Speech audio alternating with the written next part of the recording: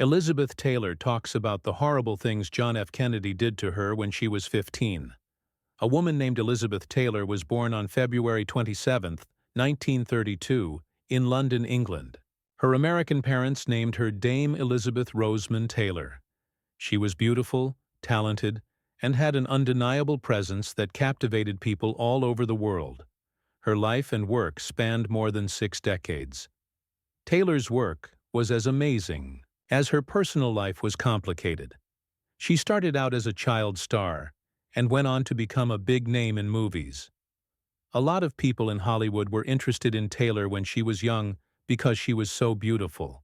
She got her first movie role in the 1942 movie There's One Born Every Minute, which she signed with Universal Pictures when she was only 9 years old. Her part in National Velvet 1944, on the other hand, made her famous because it showed how she could be both weak and strong. You may have heard of Taylor by the time she was a teenager. She was famous for her acting skills and her beautiful violet eyes, which made her even more mysterious. As Taylor became an adult, her career took off with a string of hit movies such as A Place in the Sun, 1951, Giant, 1956, and Cat on a Hot Tin Roof, 1958. She became known as one of the best actresses of her time thanks to these movies. Taylor was known for giving performances that were full of emotion, and the intensity she brought to her parts made her stand out. In the movie Who's Afraid of Virginia Woolf? In 1966, she won her second Academy Award for Best Actor. This was a big win for her after years of personal and professional problems. Taylor and co-star Richard Burton gave honest, emotional performances in the movie that showed how strong she is and how dedicated she is to her job. A lot of people knew about Elizabeth Taylor's love life because she was married and in relationships that were just as public and flashy as her Hollywood job. She married 7 different men and walked down the aisle 8 times. The media and the people are interested in all of these unions. She got married for the first time to Conrad Nicky Hilton, who was the heir to the Hilton Hotel wealth. They were married when she was only 18. Even though they were only married for a short time, it set the tone for Taylor's string of public relationships. In her second marriage, she married British actor Michael Wilding, who was a lot older than she was. They had 2 boys together, Michael Jr. and Christopher, and this relationship was more stable than her first one. But after 10 years of marriage, they got a divorce, which was another bad breakup in her long history of bad relationships. Mike Todd, a film producer known for living a lavish life, was the next important guy in Taylor's life. Taylor loved Todd very much, and it looked like they would be happy together for a long time. They had a girl named Elizabeth Frances, who changed her name to Liza Todd over time. Todd died in a plane crash in 1958, only 1 year after they got married. In the years that followed, Taylor dated a number of well-known men because this loss broke her heart and left her with a deep emotional scar. After Todd died, Taylor married pop star Eddie Fisher, who had been married to she and her friend Debbie Reynolds before. A lot of people didn't like Taylor and Fisher's marriage. They thought it was an affair that ended another famous marriage. But the relationship didn't last long. After 5 years of Fisher cheating on his wife and having problems with drugs, the pair got a divorce. Taylor's marriage to Richard Burton may have been the most well-known of all her relationships. During the 1960s and 1970s, their passionate and dramatic partnership was one of the most talked about in the world. It was well known that Taylor and Burton often fought in public. Both of them loved overdoing things, and their emotions were all over the place. Even though things were going badly, they were truly in love. Their marriage ended, but they got back together when they got married again in 1975 for a short time before getting a divorce for good. The public was fascinated by their relationship, which included both making up and breaking up. Their dramatic love story became an important part of Taylor's personal life. The next person Taylor married was U.S. Senator John Warner from Virginia in 1976. She wanted to get out of the spotlight for a while with this marriage, which was much less public than her other relationships. Warner was a stable and important political person, but after 6 years of marriage, they got a divorce in 1982. Warner gave Taylor a sense of safety in her life, but it looked like her heart was still looking for more. In 1991, she married Larry Forensky, a construction worker who was nothing like the rich and famous men she had married before. Forensky and Taylor met in rehab, where they were both getting help for different personal problems. When they got married, a lot of people were surprised because they were such different types of people. Forensky was from a simple background, while Taylor was famous in Hollywood. Although they were dating, they kept their relationship pretty quiet. They got married at Michael Jackson's Neverland Ranch. Even though Taylor was happy and loved this marriage in its later years, it ended. In 1996, it was her 8th and last wedding. Despite having a long list of husbands, Elizabeth Taylor did not only marry one man. Women of her time saw her having affairs and relationships with other men. Some of these men were powerful and important. Some of them were Howard Hughes, the reclusive rich businessman, and Frank Sinatra, the famous singer who was known for having a rough love life. She also had an affair with Henry Kissinger, who was the former U.S. Secretary of State. This relationship was well known in political circles and was often talked about. Taylor was also romantically linked to Malcolm Forbes, the wealthy editor of Forbes magazine. Their relationship was short, but passionate. The media talked a lot about these affairs, which added to her image as a woman whose life was full of glamour, desire, and scandal. Elizabeth Taylor had many relationships, but she was also a loving mother. She had 3 kids of her own: Elizabeth Frances, Michael Jr., and Christopher.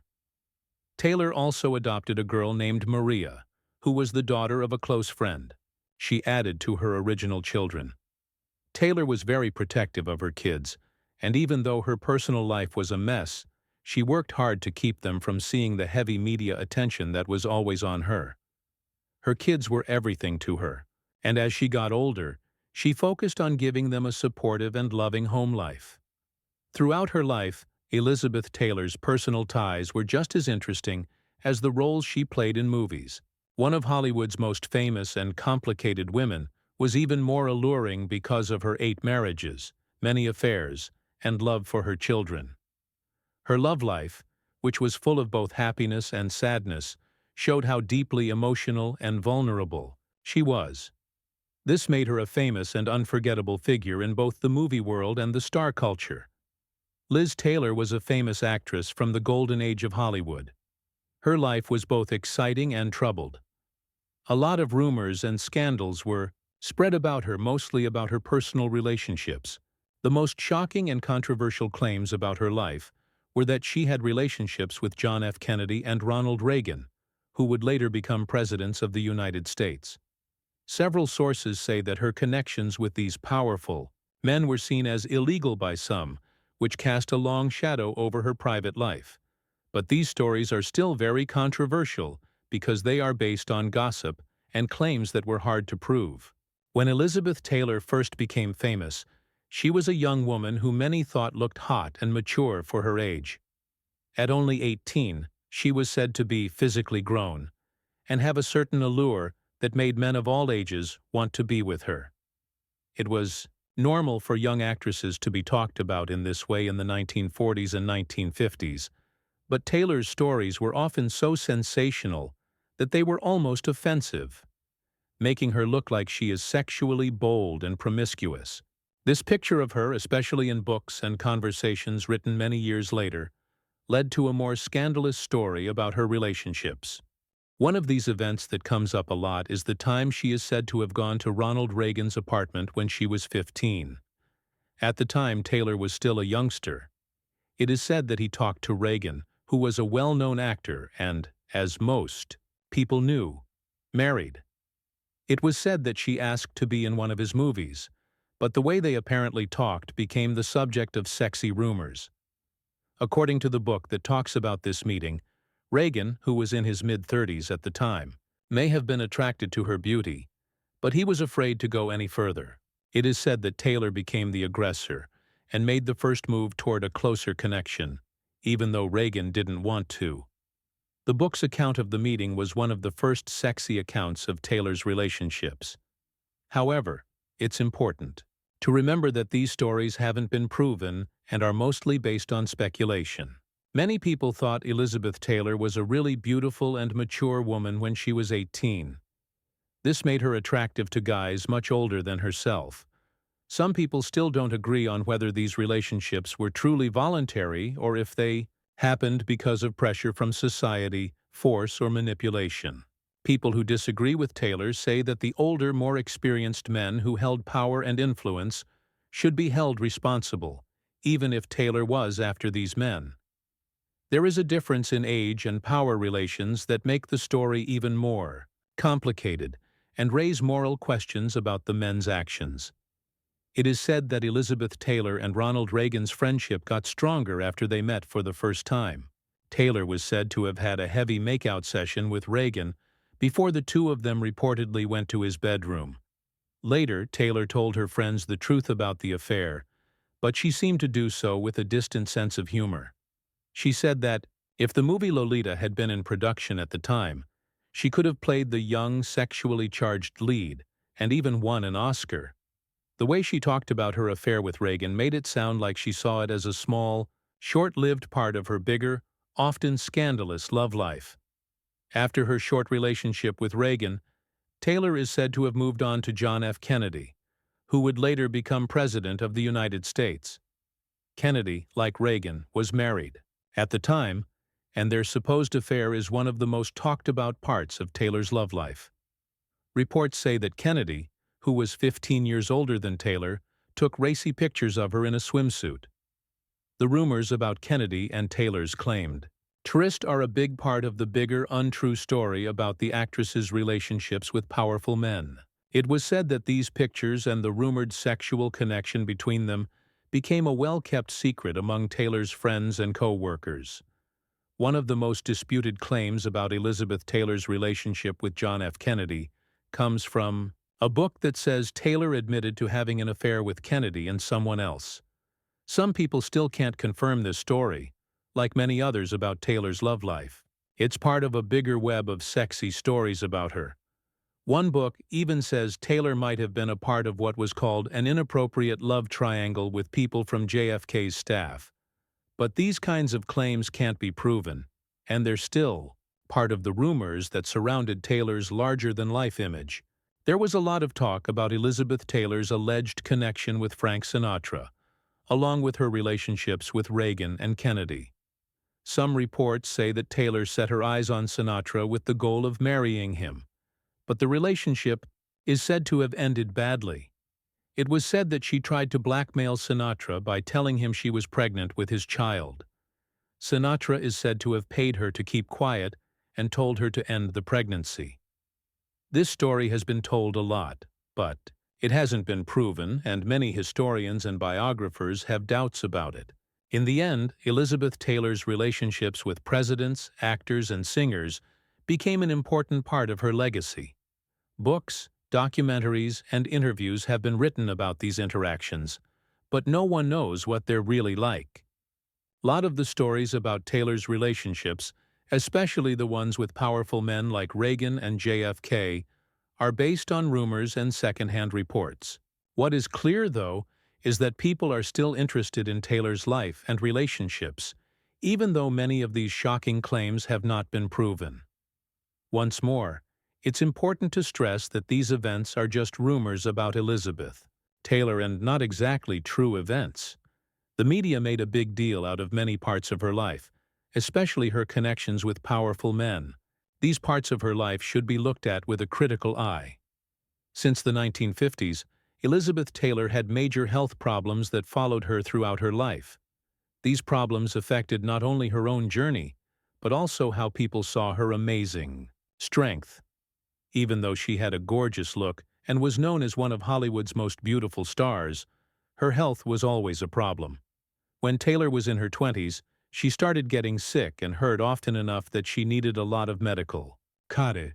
She went through an unbelievable number of medical procedures over the years, allegedly more than 20 major operations.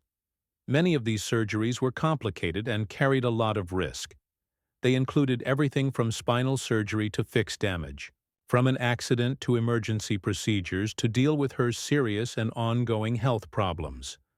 Through her life, Taylor was in and out of hospitals a lot. She was hospitalized at least 70 times, which is a huge number that shows how much of her time she spent dealing with health problems. She had a lot of different illnesses. She had pneumonia several times, including one very close call with death in 1961 that required an emergency tracheotomy.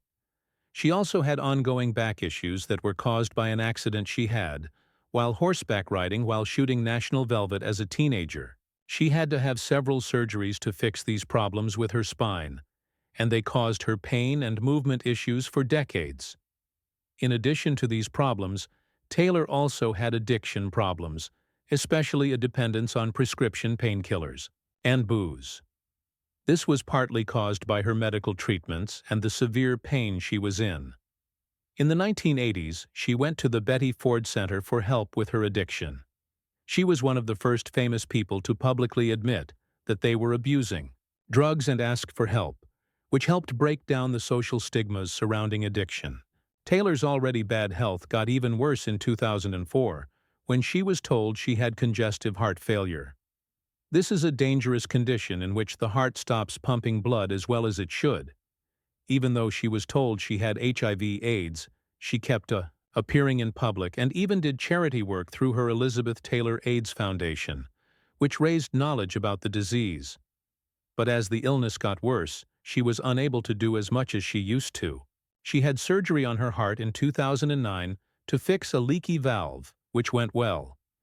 Minimally invasive surgery was used for the treatment, which was deemed a success.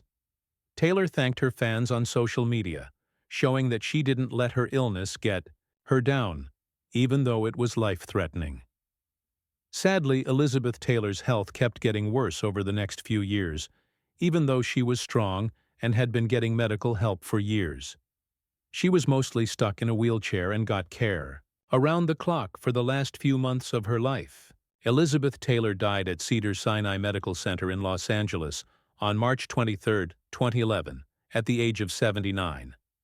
She had been fighting congestive heart failure for years, as she always did. Although she was in a lot of pain, she never gave up and had a famous career in movies. Her death also marked the end of a brave, long, and strong-willed life. Behind the glamour and attention of her public persona, she fought many fights in private, as shown by her medical history.